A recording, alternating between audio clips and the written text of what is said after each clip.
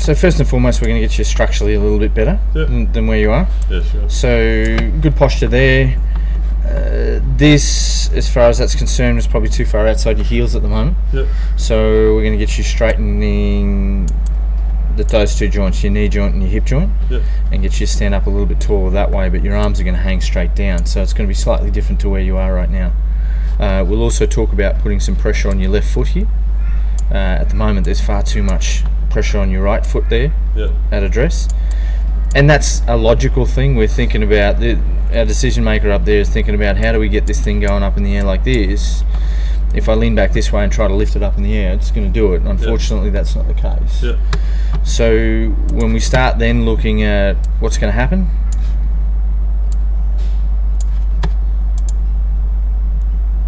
we start to see things move around. Now you can already see your bum moving because it's trying to find its balance point, and the balance point is over the ball's arches of your feet, right? So then therefore we've got to do something from there to compensate for the fact that I moved closer to the golf ball. And we'll talk about how we're just going to work this bottom half, and the other screen is probably after the address position. The other screen is the most important one for us. We're going to lose the Elvis move there. So if you watch those knees and what they're doing,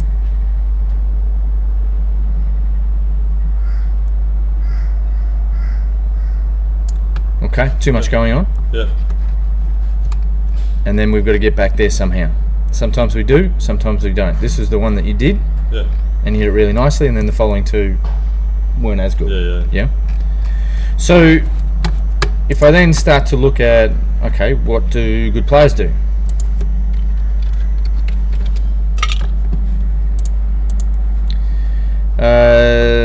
Let's take Tyler.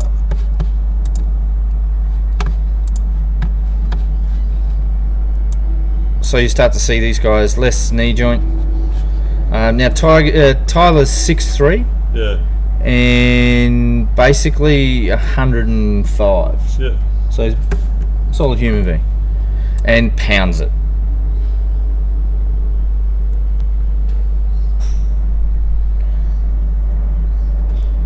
Not a great deal going on, and plays some pretty good golf, And from the other angle, whoops,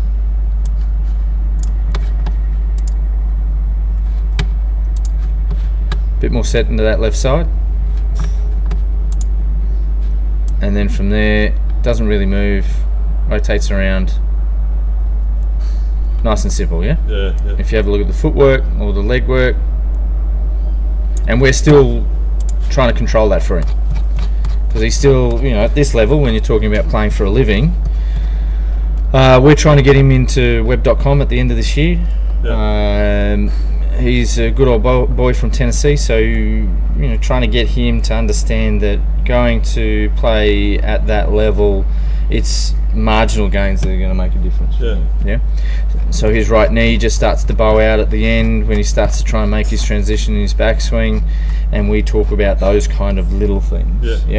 So in your case, we're going to talk about trying to tidy up that bottom half and what it does and how you set up, and then after that we'll talk about how the arms will go around a bit more. So in other words, at the top of your backswing here, this forearm won't go that way, it'll go more that way.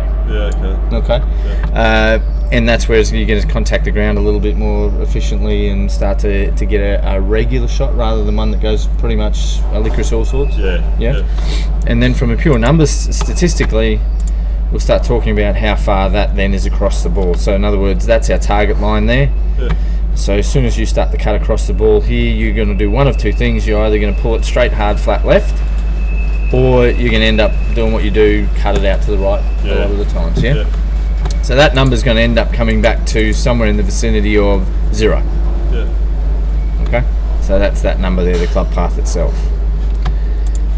Now that only happens when we change a couple of these. No worries. Okay, ready?